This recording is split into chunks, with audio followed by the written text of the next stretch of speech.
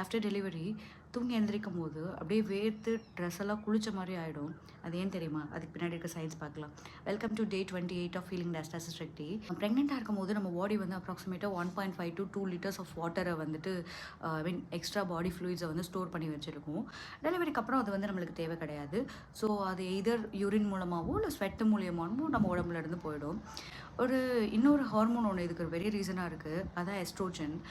நம்ம ப்ரெக்னென்சிக்கு அப்புறம் அது ரொம்ப அளவில் குறைஞ்சி ஒரு பெரிய ஹார்மோனல் ஷிஃப்ட் நடக்கும். அந்த ஹார்மோனல் ஷிஃப்ட் வந்து நம்ம பிரெயினில் இருக்கக்கூடிய ஹைப்போதலாமஸை பாதிக்கும். ஹைப்போதலாமஸ் தான் நம்ம பாடியோட டெம்பரேச்சர் ரெகுலேஷன் சென்டரு. ஸோ அது என்ன பண்ணும் அப்படின்னா, பாடி சூடாக இருக்குது அப்படின்னு சொல்லிட்டு எக்ஸஸ் ஸ்வெட்டிங்கை வந்துட்டு ட்ரிகர் பண்ணிவிடும். இது மோஸ்ட்லி அதிகமாக நைட் நேரத்தில் தான் நடக்கும். அதனால தான் நம்மளுக்கு காலையில் எழுந்திரிச்சும் போது ட்ரெஸ் எல்லாம் அப்படியே வேர்த்து குளிச்ச மாதிரி ஆகிடுது. இது வந்துட்டு ஒரு நார்மல் ஃபிசியாலஜிக்கல் ப்ராசஸ் தான், இது ஒரு டிசீஸ் கிடையாது. இது ஒரு 2 to 6 வீக்ஸ்லேயே வந்து தானாகவே சரியாயிடும்.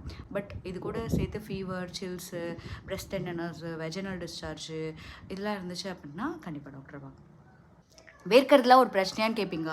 டெலிவரி ஆனவங்கள்ட்ட கேட்டு பாருங்கள் அது எவ்வளோ பெரிய பிரச்சனைன்னு.